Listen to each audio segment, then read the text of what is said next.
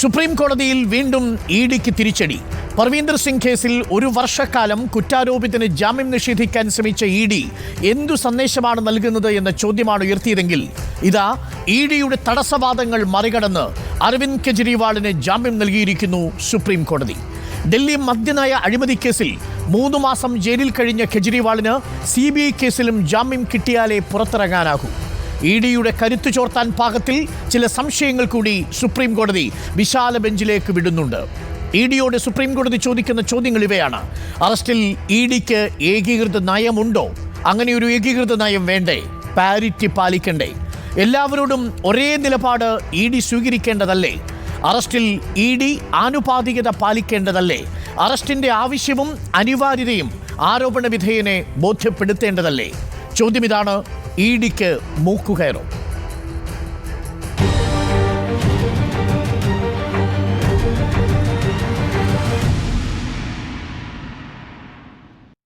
അരവിന്ദ് കെജ്രിവാളിന് ജാമ്യം അനുവദിച്ച സുപ്രീം കോടതി വിധിയിൽ സുപ്രീം കോടതി ചൂണ്ടിക്കാട്ടിയ ചില നിരീക്ഷണങ്ങളും ഒപ്പം വിശാല ബെഞ്ചിന് വിട്ട വിഷയങ്ങളും ഇവയാണ്.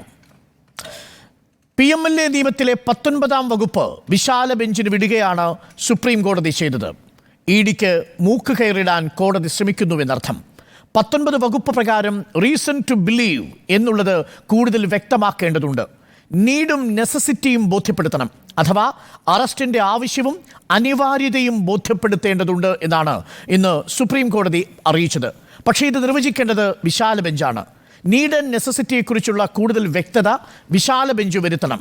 സംശയം കൊണ്ട്, സസ്പീഷൻ കൊണ്ട് മാത്രം ഒരു അറസ്റ്റ് രേഖപ്പെടുത്താൻ പാടില്ല എന്നും സുപ്രീം കോടതി പറഞ്ഞു. മാത്രവുമല്ല, ഇഡിയുടെ കണക്കുകൾ അത്ഭുതപ്പെടുത്തുന്നുവെന്നാണ് ഇന്ന് സുപ്രീം കോടതി നിരീക്ഷിച്ചത്.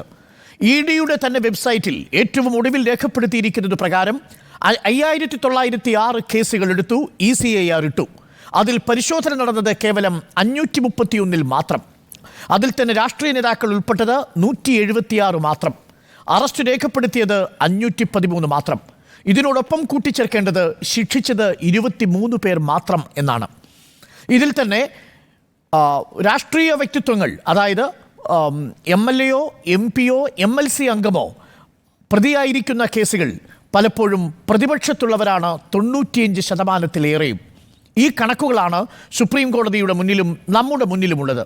വിശാല ബെഞ്ചിന് സുപ്രീം കോടതി വിട്ട വിഷയങ്ങൾ PMLA ആക്ടിലെ 19(1) ശക്തി ചോർത്തുമെങ്കിൽ, സെക്ഷൻ 45-ൻ്റെയും ശക്തി ചോർത്തുമെങ്കിൽ ഇഡിക്ക് മൂക്കുകയറി ഇടാനാണോ സുപ്രീം കോടതിയുടെ നീക്കമെന്നാണ് നമ്മൾ പരിശോധിക്കുന്നത്. നമുക്കൊപ്പം ആം ആദ്മി പാർട്ടിയുടെ സംസ്ഥാന president advocate Mathew Wilson, advocate MR Abhilash supreme കോടതി അഭിഭാഷകൻ, advocate P Krishnadas BJP, doctor Nitish Narayanan SFI അഖിലേന്ത്യാ വൈസ് പ്രസിഡന്റ് എന്നിവർ നമുക്കൊപ്പം ചേരുന്നു. ആദ്യം ഞാൻ അഡ്വക്കേറ്റ് MR അഭിലാഷിലേക്ക്. അഡ്വക്കേറ്റ് MR അഭിലാഷ്, ഈ പർവീന്ദർ സിംഗ് കേസിലും ഇന്നിപ്പോൾ അരവിന്ദ് കെജ്രിവാളിന് ജാമ്യം നൽകിയ കേസിലും സുപ്രീം കോടതിയുടെ നിരീക്ഷണം ഇഡിയുടെ കരുത്തിനെ ചോർത്താൻ പാകത്തിലുള്ളതാണോ, അഥവാ ഇഡിക്ക് മൂക്കുകയറിടാൻ ഉദ്ദേശിച്ചുള്ളതാണോ? അത് സ്വാഭാവികമായ ഒരു പരിണാമമാണ് എന്നാണ് ഞാൻ വിശ്വസിക്കുന്നത്, ഡോക്ടർ അരുൺ. കഴിഞ്ഞ ഒക്ടോബറിൽ മനീഷ് സിസോദിയയുടെ ബെയിൽ പ്ലീയുമായിട്ട് ബന്ധപ്പെട്ട് സുപ്രീം കോടതിയുടെ ഒരു 2-അംഗ ബെഞ്ച്, അത് പ്രിസൈഡ് ചെയ്ത ജഡ്ജി തന്നെയാണ് ഇതിനകത്ത് വിധിന്യായം എഴുതിയിരിക്കുന്നത്. വളരെ പ്രസക്തമായ ചില നിരീക്ഷണങ്ങൾ നടത്തിയിരുന്നു. ED നിയമം വളരെ ദുരുപയോഗം ചെയ്യപ്പെടുന്നു, അതിശക്തമായിട്ട് പ്രയോഗിക്കപ്പെടുന്നു എന്ന് വരുന്ന സാഹചര്യത്തിൽ, നീതി നിഷേധിക്കപ്പെടുകയാണോ എന്ന് തോന്നുന്ന ഒരു സാഹചര്യത്തിൽ കോടതികൾക്ക് അവർക്ക് വളരെ ഇമാജിനേറ്റീവ് ആയിട്ടുള്ള ഇന്റർപ്രിട്ടേഷൻ നടത്തേണ്ടതായിട്ട് വരും നീതിക്ക് വേണ്ടി എന്ന തരത്തിൽ വളരെ ശക്തമായിട്ടുള്ള നിരീക്ഷണങ്ങൾ ഒന്നിലധികം തവണ നടത്തിയ ജഡ്ജിന്റെ ഭാഗത്ത് നിന്ന് തന്നെയാണ് ഇത്തരത്തിലൊരു വിധിന്യായം ഈ ഒരു കോണ്ടെക്സ്റ്റിൽ ഉണ്ടായിരിക്കുന്നതെന്ന് നമുക്ക് മനസ്സിലാക്കാം. അരവിന്ദ് കെജ്രിവാളിന് ജാമ്യത്തിൽ പുറത്തിറങ്ങുന്ന വ്യക്തികൾക്ക് കിട്ടുന്ന എല്ലാ സ്വാതന്ത്ര്യവും അനുവദനീയമല്ല. വളരെ ശക്തമായിട്ടുള്ള നിഷ്കർഷകളുണ്ട്. എങ്കിൽ തന്നെയും അദ്ദേഹത്തിന് പുറത്തേക്ക് വരാൻ ഈ ഒരു ഘട്ടത്തിൽ ഒരു ഇന്ററിം ബെയിൽ വഴി ഇതുപോലെ ശക്തമായി ED പ്രോസിക്യൂട്ട് ചെയ്യുന്ന ഒരു PMLA കേസിൽ അദ്ദേഹത്തിന് പുറത്തു വരാൻ കഴിയുന്നു എന്നത് തന്നെ വലിയൊരു കാര്യം തന്നെയാണ്. നമുക്കറിയാം, ഈ ജുഡീഷ്യൽ റിവ്യൂ എന്ന് പറയുന്ന ആ ഒരു സമ്പ്രദായമുണ്ട്. അതായത് സർക്കാർ ഭരണം നടത്തുന്നതിനെ ജുഡീഷ്യറിക്ക് ഭരണഘടനയുടെ വെളിച്ചത്തിൽ ശരിതെറ്റുകളായി വ്യാഖ്യാനിക്കാൻ കഴിയും. ആ ജുഡീഷ്യൽ റിവ്യൂയുടെ തുടക്കം മുതൽ അമേരിക്കൻ കോൺസ്റ്റിറ്റ്യൂഷണൽ സിസ്റ്റത്തിൽ മാർബറി വേഴ്സസ് മാഡിസൺ, അതാണ് ഏറ്റവും ആദ്യത്തെ കേസ്. അന്ന് മുതലെയുള്ള നിയമചരിത്രം പരിശോധിക്കുകയാണെങ്കിൽ നിയമം സമൂഹത്തിനെ എങ്ങനെ ബാധിക്കുന്നു എന്നതിന്റെ വെളിച്ചത്തിൽ നിയമത്തിന്റെ ദുരുപയോഗവും നിയമത്തിന്റെ റിഗറും ഇതെല്ലാം പരിശോധിച്ച് നിയമത്തിനെ വ്യാഖ്യാനിക്കുവാൻ കോടതി ശ്രമിക്കുന്നു. സമൂഹത്തിലുള്ള ചില ഇരുണ്ട വസ്തുതകൾ, ഡാർക്ക് മാറ്റർ എന്നാണ് കോൺസ്റ്റിറ്റ്യൂഷണൽ ജൂറിസ്പ്രുഡൻസിൽ അതിനെക്കുറിച്ച് പറയുന്നത്. അങ്ങനെയുള്ള ചില വസ്തുതകൾ കണക്കിലെടുത്തുകൊണ്ട് വളരെ നൂതനമായ രീതിയിൽ കോടതി സിവിൽ ലിബർട്ടി പ്രൊട്ടക്ട് ചെയ്യുവാൻ വേണ്ടി വ്യാഖ്യാനം നടത്താറുണ്ട്. ഇന്ത്യയിലും അത് വ്യാപകമായി കണ്ടുവരാറുണ്ട്. ആ ഒരു കോണ്ടെക്സ്റ്റിൽ വേണം ഈ സെക്ഷൻ 19 വ്യാഖ്യാനവുമായി ബന്ധപ്പെട്ട് സാധാരണ കോടതി പരിശോധിച്ചിരുന്ന റീസൺസ് ടു ബിലീവ്, അതായത് മണി ലോണ്ടറിങ് ഉൾപ്പെട്ടിട്ടുണ്ടോ എന്ന് വിശ്വസിക്കാനിടയായിട്ടുള്ള കാരണങ്ങൾ, അത് മാത്രമായിരുന്നു ഇത്രയും നാൾ കോടതികൾ പരിശോധിച്ചിരുന്നത്. എന്നാൽ need and necessity of arrest, ആവശ്യവും അനിവാര്യതയും റീസൺസ് ടു ബിലീവിൽ നിന്നും വ്യത്യസ്തമായിട്ട് അങ്ങനെ ഒരു ആവശ്യവും അനിവാര്യതയും പരിശോധിക്കേണ്ടതായിട്ടുണ്ടോ? അങ്ങനെ പരിശോധിക്കുകയാണെങ്കിൽ അതിന് അഡീഷണൽ ആയിട്ട് അറസ്റ്റ് ചെയ്യാൻ വേണ്ടതായിട്ടുള്ള ചില പാരാമീറ്റേഴ്സ്, ചില മാനദണ്ഡങ്ങളുണ്ടോ? ഇവയൊക്കെയാണ് വിശാലമായിട്ടുള്ള ബെഞ്ചിന് കോടതി വിട്ടിരിക്കുന്നത്. അങ്ങനെ വിടുന്ന ഒരു കോണ്ടെക്സ്റ്റിലും സിവിൽ ലിബർട്ടി പ്രൊട്ടക്ട് ചെയ്യണമെന്നുള്ള ഒരു കാഴ്ചപ്പാടോടുകൂടി അദ്ദേഹത്തിന് ഇന്ററിം ബെയിൽ കൊടുത്തിരിക്കുകയാണ്. ഞാൻ അതിനോടൊന്ന് കൂട്ടിച്ചേർക്കട്ടെ. കാരണം ഇന്നിപ്പോൾ ഇ ഡിക്കെതിരെ രൂക്ഷമായ വിമർശനങ്ങളൊന്നും ഉണ്ടായില്ല. ആർട്ടിക്കിൾ 14 അടിസ്ഥാനത്തിൽ ഈ സെക്ഷൻ 19(1) എങ്ങനെയാണ് നിലനിൽക്കുക, അതിൽ തന്നെ നീഡ് ആൻഡ് നെസസിറ്റി കൂടുതൽ വ്യാഖ്യാനത്തിന് വിധേയമാക്കേണ്ടതുണ്ട്. മാത്രമല്ല ഇ ഡിയുടെ സൈറ്റിൽ നിന്നുള്ള ചില കേസുകളും കണക്കുകളും എടുത്തുകൊണ്ട് എല്ലാവർക്കും തുല്യമായ നിലയിലുള്ള ട്രീറ്റ്മെന്റ് ഇ ഡി കൊടുക്കുന്നുണ്ടോ എന്ന ചോദ്യമടക്കം ഇന്ന് സുപ്രീം കോടതി ചോദിക്കുകയും ചെയ്തു.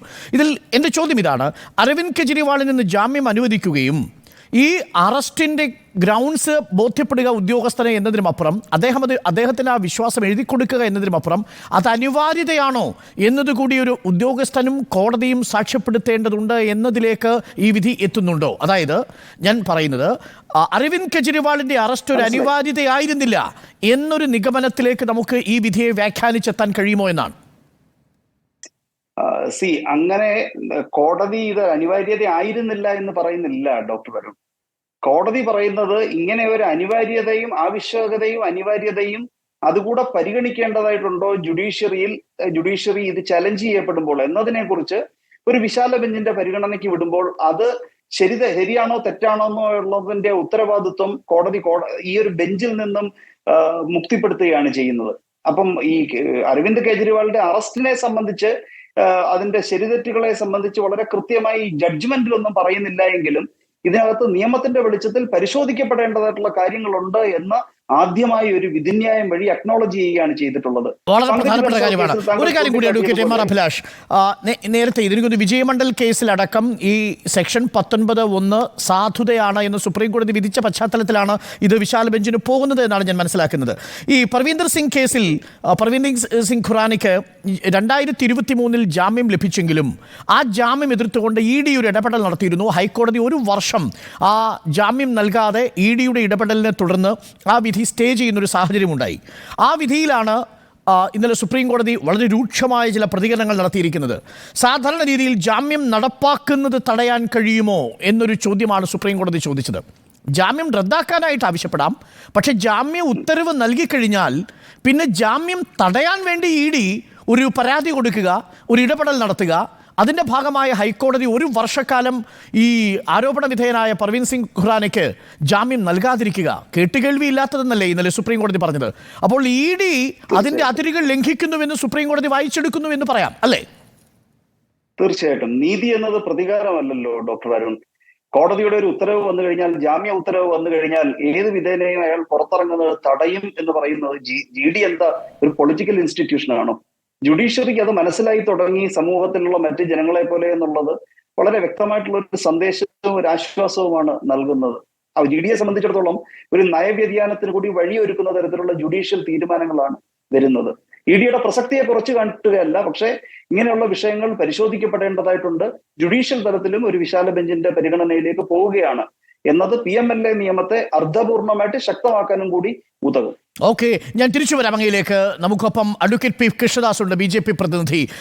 പി കൃഷ്ണദാസ്, സുപ്രീം കോടതി വിധിയോടെ ഇ ഡിയുടെ ഈ വേട്ടയ്ക്കൊരു മൂക്കുകയറിടാൻ പോകുന്നു എന്നാണ് പൊതുവെയുള്ള നിരീക്ഷണം. താങ്കൾ അതിനോട് യോജിക്കുന്നുണ്ടോ? ഇ ഡിക്ക് ഇന്നും ഇന്നലെയുമായി ലഭിച്ച തിരിച്ചടികളെ താങ്കൾ എങ്ങനെയാണ് കണക്കാക്കുന്നത്, പി കൃഷ്ണദാസ്? ശ്രീ അരുൺ, കോടതികളിൽ കേസ് വരുമ്പോൾ അല്ലെങ്കിൽ അറസ്റ്റ് ചെയ്യപ്പെട്ടിട്ടുള്ള ആളുകൾക്കിടെ ജാമ്യം പരിഗണിച്ചുകൊണ്ട് കോടതി ജാമ്യം നൽകുമ്പോൾ അതിലേതെങ്കിലും തരത്തിലൊരു തിരിച്ചടിയോ അതിലേതെങ്കിലും തരത്തിലുള്ള ഒരു വ്യതിയാനങ്ങളോ ഒന്നും കാണേണ്ടതില്ല എന്നുള്ള അഭിപ്രായമാണ് എനിക്കുള്ളത്. അതിന്റെ പ്രധാനപ്പെട്ട കാരണം, ഒരു കേസുമായി ബന്ധപ്പെട്ടുകൊണ്ട് കേസിൽ അറസ്റ്റ് ചെയ്യപ്പെടുന്നയാൾ അല്ലെങ്കിൽ അറസ്റ്റ് ചെയ്യാൻ അതിന്റെ നിയമപരമായിട്ടുള്ള നടപടികൾ പൂർത്തിയാക്കിയതിനു ശേഷം അന്വേഷണ ഏജൻസികൾ നടത്തുന്ന ഇടപെടലുകൾ, അതിന്റെ അടിസ്ഥാനത്തിൽ അറസ്റ്റ് ചെയ്യപ്പെടുന്ന ആൾക്ക് ജാമ്യം തേടാൻ വേണ്ടിയിട്ടുള്ള സാഹചര്യവും നിയമപരമായിട്ടുള്ള അവകാശവും അദ്ദേഹത്തിനുണ്ട്. അത് ഉപയോഗിച്ചുകൊണ്ട് കോടതിയെ ബോധ്യപ്പെടുത്തി ഒരാൾ കോടതിയിൽ നിന്ന് ജാമ്യം നേടുന്നതിൽ യാതൊരു തെറ്റും നിയമപരമായി കാണേണ്ടതില്ല. പക്ഷെ അതേസമയം തന്നെ നേരത്തെ എന്റെ സുഹൃത്ത് ശ്രീ അഭിലാഷും അതുപോലെ തന്നെ അരുണും ഇതിന്റെ തുടക്കത്തിൽ തന്നെ ചില കാര്യങ്ങൾ സൂചിപ്പിച്ചപ്പോൾ തിരിച്ചടി നേരിടുന്നു, അല്ലെങ്കിൽ നിയമപരമായിട്ടുള്ള കാര്യങ്ങളിൽ ഏതെങ്കിലും തടസ്സമുണ്ടാക്കാൻ വേണ്ടി ശ്രമിക്കുന്നു. നമ്മുടെ നീതിന്യായ സംവിധാനത്തിൽ എന്റെ വിശ്വാസം അനുസരിച്ച് അങ്ങനെ ഒരു ഇടപെടൽ നടത്തിക്കൊണ്ട് ഒരു ഏജൻസിക്കും ഒരു പ്രത്യേകമായ ഇടപെടൽ നടത്തിക്കൊണ്ട് കോടതികളെ സ്വാധീനിക്കാനോ നിയമ സംവിധാനത്തെ സ്വാധീനിക്കാനോ കഴിയില്ല. അതൊരു കേസിലും കഴിയില്ല. നേരത്തെ ശ്രീ അഭിലാഷ് സൂചിപ്പിച്ചപ്പോൾ അദ്ദേഹം പറഞ്ഞു ചില പരാതികൾ കൊടുത്തുകൊണ്ട് ആ ജാമ്യത്തെ നീട്ടിക്കൊണ്ടുപോകാനുള്ള ശ്രമങ്ങൾ നടത്തി. ശ്രീ അരുണും അത് തന്നെ സൂചിപ്പിച്ചു. അങ്ങനെ നമ്മുടെ നിയമ സംവിധാനത്തിൽ കഴിയില്ല. ബഹുമാനപ്പെട്ട കോടതികൾ പരിഗണിച്ചതിന് ശേഷം ഒരാൾക്ക് ജാമ്യം നൽകുകയും ആ ജാമ്യ വ്യവസ്ഥകൾ അംഗീകരിക്കുകയും ജാമ്യ വ്യവസ്ഥകളുടെ അംഗീകാരത്തിന്റെ അടിസ്ഥാനത്തിൽ ഒരാൾക്ക് റിലീസിംഗ് ഓർഡർ കോടതി കൊടുക്കുകയും ചെയ്യുമ്പോൾ മാത്രമേ ഒരാൾ പരിപൂർണമായും ജാമ്യം നൽകി പുറത്തു വരാനുള്ള സാഹചര്യം ഉണ്ടാകൂ. ഇന്നിപ്പോ ശ്രീ കെജ്രിവാളിന് ഇടക്കാല ജാമ്യം നൽകി എന്നുള്ള വാർത്തകൾ നൽകുന്നു. ഇഡിക്ക് തിരിച്ചടി ഉണ്ടായി എന്നുള്ള വലിയ വാർത്തകൾ നൽകുന്നു. കെജ്രിവാളിന് പുറത്തിറങ്ങാൻ കഴിയുമോ? പുറത്തിറങ്ങാൻ കഴിയണമെന്നുണ്ടെങ്കിൽ അദ്ദേഹം ജാമ്യ വ്യവസ്ഥകൾ പൂർത്തീകരിക്കണ്ടേ, കോടതി നടപടിക്രമങ്ങൾ പൂർത്തീകരിക്കണ്ടേ? അപ്പൊ തെറ്റിദ്ധാരണാജനകമായി ഒരു വാർത്തയുടെ അടിസ്ഥാനത്തിൽ അല്ലെങ്കിൽ ഒരു വിധിയുടെ അടിസ്ഥാനത്തിൽ മറ്റു കാര്യങ്ങളെ കൂടി കൂട്ടിച്ചേർത്തുകൊണ്ട് ബഹുമാനപ്പെട്ട കോടതികളുടെ വിധികളെ ഒരു തെറ്റായ വ്യാഖ്യാനം നൽകിയാൽ ഞാനൊരു കണക്ക് അങ്ങയോട് പറയാം. 5422 കേസുകൾ ECIR ഇട്ടിട്ടുണ്ട്. താങ്കൾക്കറിയാമല്ലോ, എൻഫോഴ്സ്മെന്റിൽ ഇടുന്നത് ECIR ആണ്, നമ്മൾ FIR ഇടുന്നത് പോലെ. അതിൽ എത്ര കേസുകൾ ശിക്ഷിച്ചു എന്ന് അഡ്വക്കേറ്റ് പി കൃഷ്ണദാസിന് അറിയാമോ? കഴിഞ്ഞ 10 വർഷത്തിനിടയിലുള്ള കേസുകൾ.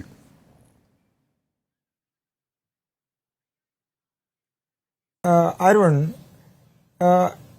NIA പോലെയുള്ള അന്വേഷണ ഏജൻസികൾ, CBI പോലെയുള്ള അന്വേഷണ ഏജൻസികൾ, അതുപോലെ തന്നെ ED പോലെയുള്ള അന്വേഷണ ഏജൻസികൾ, അതായത് രാജ്യത്തിന്റെ ഏതെങ്കിലും തരത്തിലുള്ള സാമ്പത്തിക നിലപാടിനെ തകർക്കുന്ന തരത്തിലോ അതല്ലെങ്കിൽ കള്ളപ്പണ ഇടപാടുകളുമായി ബന്ധപ്പെട്ടുകൊണ്ടോ അല്ലെങ്കിൽ ദേശവിരുദ്ധമായിട്ടുള്ള പ്രവർത്തനങ്ങളുമായി ബന്ധപ്പെട്ടുകൊണ്ടുള്ള പ്രവർത്തനങ്ങൾ നടത്തുന്നതിന് എടുക്കുന്ന കേസുകൾ, ഈ തരത്തിൽ ഗുരുതരമായിട്ടുള്ള കേസുകൾ തെളിയിക്കപ്പെടാനുള്ള അതിന്റെ മെറ്റീരിയൽസ് എന്ന് പറയുന്നത് കോടതിയിൽ ബോധ്യപ്പെടുത്തി കൊണ്ടുവരിക എന്നുള്ളത് ഇത് ചെയ്യുന്ന ആളുകളെ, ഉദാഹരണത്തിന് ശ്രീ കെജ്രിവാളിന്റെ കാര്യം തന്നെ എടുക്കാം.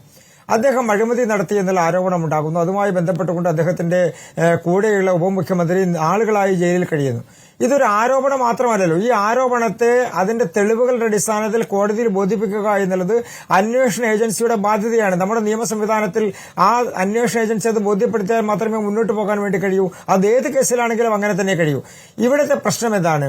ബഹുമാനപ്പെട്ട മുഖ്യമന്ത്രിയായിട്ടുള്ള കെജ്രിവാൾ ഒരു അഴിമതി നടത്താൻ വേണ്ടിയുള്ള ശ്രമം നടത്തുമ്പോൾ അദ്ദേഹം ഏതെങ്കിലും തെളിവുകൾ സൂക്ഷിച്ചു വെക്കുമെന്ന് നാം പ്രതീക്ഷിക്കണോ? അല്ലെങ്കിൽ അദ്ദേഹം ആ തെളിവുകൾ കൊണ്ടുപോയി നിയമത്തിന് മുമ്പിൽ കൊടുത്ത് എന്നെ ശിക്ഷിച്ചോളൂ എന്ന് ഏതെങ്കിലും ഒരു പ്രതി പറയുമെന്ന് നാം അങ്ങനെ വിചാരിക്കണോ? അതിന്റെ അർത്ഥം നമ്മുടെ രാജ്യത്ത് ഈ തരത്തിൽ അഴിമതികൾ നടക്കുന്നില്ല എന്നുള്ളതാണോ? അങ്ങനെയല്ലല്ലോ. അപ്പൊ ECIR ഇട്ടുകൊണ്ട് അന്വേഷണമായി ED മുന്നോട്ട് പോകുമ്പോൾ അതിൽ എത്ര പേർ ശിക്ഷിക്കപ്പെട്ടു എന്നുള്ളതല്ല, എത്ര പേരുടെ ക്രമക്കേടുകൾ കണ്ടെത്താൻ വേണ്ടി അന്വേഷണ ഏജൻസികൾ കഴിഞ്ഞു എന്നുള്ളതാണ്. അത് വളരെ പ്രധാനപ്പെട്ട കാര്യമാണ്. കണക്ക് പറഞ്ഞില്ലെങ്കിലും ഞാൻ പറയാം, 23 പേരെയാണ് 5422 കേസുകളിൽ EC ഇതിനകം ശിക്ഷിച്ചിരിക്കുന്നത്. 0.05% കൺവിക്ഷൻ റേറ്റ്.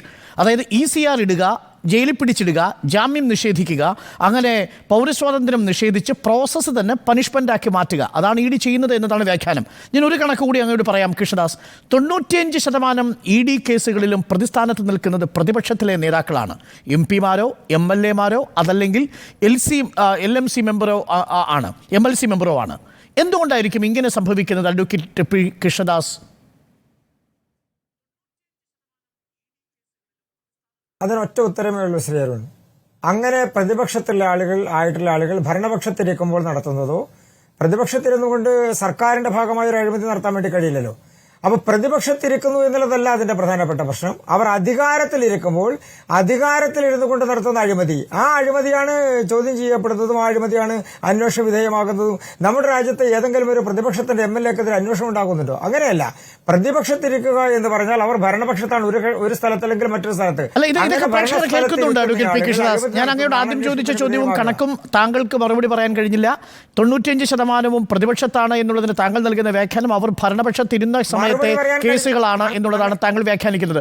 അപ്പോഴും ഈ ഭരണപക്ഷത്തുള്ള നേതാക്കളെ ഇഡിയുടെ റഡാറിൽ പെടാതെ പോകുന്ന ഒരു അത്ഭുത വിധി ഉണ്ടാവുന്നു. അങ്ങനെ പോകല്ലേ. അവർ പ്രതിപക്ഷത്തിരുന്നപ്പോൾ അധികാരത്തിലിരിക്കാത്ത സമയത്ത് അവർ അഴിമതി നടത്തിയതിനെ സംബന്ധിച്ച് എടുത്തിട്ടുള്ള ഒരു കേസ് അരുൺ പറ. അഡ്വക്കേറ്റ് പി കൃഷ്ണദാസ്, ഒരു സംശയം ഞാൻ ചോദിച്ചോട്ടെ അങ്ങയോട്. 95% കേസുകളും ആകെ കേസ് രജിസ്റ്റർ ചെയ്യപ്പെട്ട കേസുകളിൽ പ്രതിപക്ഷത്തെ MP-മാരെയോ MLA-മാരെയോ മാത്രം ലക്ഷ്യമിടുന്നു എന്ന് പറഞ്ഞത് ഞാനല്ല, സുപ്രീം കോടതിയാണ്. അങ്ങനെ പറയുമ്പോൾ തന്നെ EDയുടെ വിശ്വാസ്യതയുടെ മേൽ ഒരു കരിനിഴൽ വീണ് കഴിഞ്ഞില്ലേ അഡ്വക്കേറ്റ് പി കൃഷ്ണദാസ് ബി?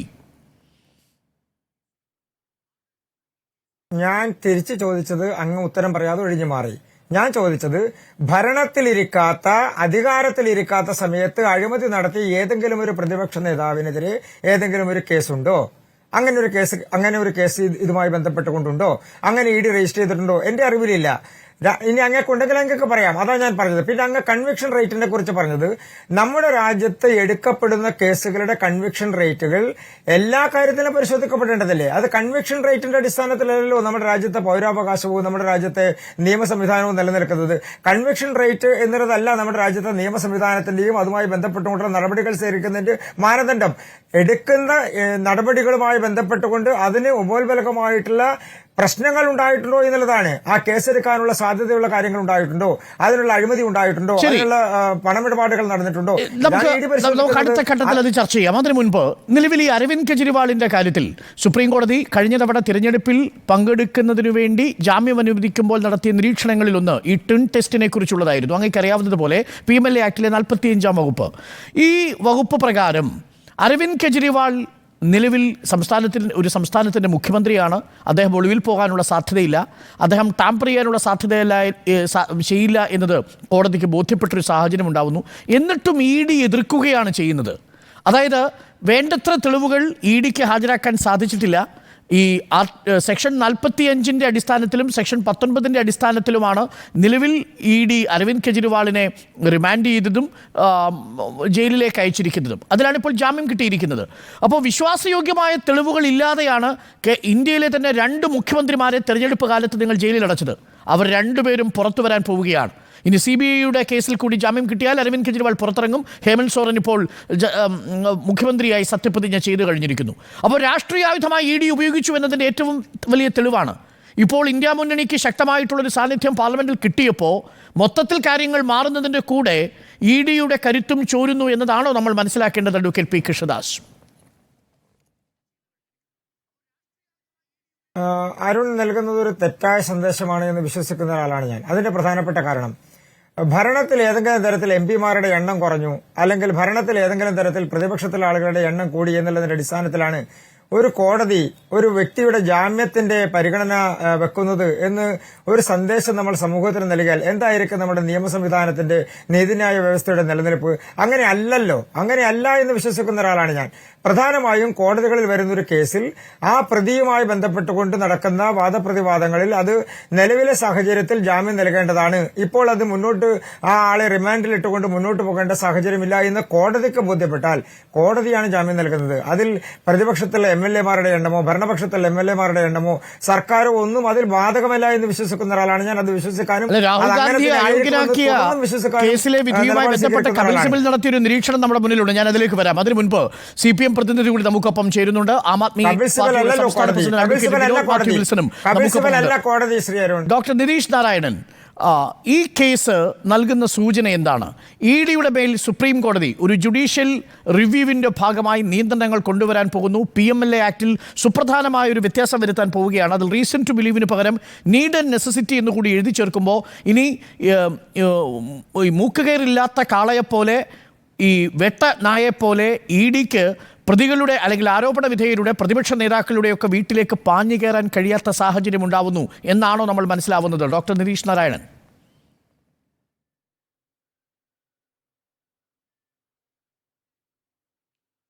എനിക്ക് തോന്നുന്നത് നമ്മൾ ഇതിനെ കാണേണ്ടത് ഇ ഡിക്ക് എതിരായിട്ടുള്ള ഒരു ഇ ഡിയുടെ ഈ ഇടപെടലിനെതിരായിട്ടുള്ള സുപ്രീം കോടതിയുടെ ഒരു നിയന്ത്രണം മാത്രമായിട്ടല്ല, മറിച്ച് ഇന്ത്യയിലെ ജനാധിപത്യ സംവിധാനങ്ങളെ മുഴുവൻ അട്ടിമറിക്കുവാൻ വേണ്ടിയിട്ടുള്ള എക്സിക്യൂട്ടീവ് ഏജൻസികളെ സ്വതന്ത്ര ഏജൻസികളായിട്ട് നിൽക്കണ്ട, അത് രാഷ്ട്രീയ താല്പര്യങ്ങൾക്ക് അതീതമായിട്ട് പ്രവർത്തിക്കണ്ട, രാജ്യത്തെ നിയമം പരിരക്ഷിക്കണ്ട, ജനങ്ങൾക്ക് അവർക്ക് ഭരണഘടന നൽകുന്ന അവകാശങ്ങൾ ഉറപ്പു നൽകണ്ട സ്വതന്ത്ര ഏജൻസികളെ ആകെ അകത്തുനിന്ന് പിടിച്ചെടുത്ത് തങ്ങളുടെ രാഷ്ട്രീയ നേട്ടത്തിന് വേണ്ടിയിട്ട് ഉപയോഗിക്കുന്ന BJPയുടെ നരേന്ദ്രമോദി ഗവൺമെൻറ്റിൻ്റെ ജനാധിപത്യ ധ്വംസനത്തിനെതിരായിട്ടുള്ള ഒരു വിധികളിലൊന്നായിട്ടാണ് ഞാനിതിനെ കാണുന്നത്.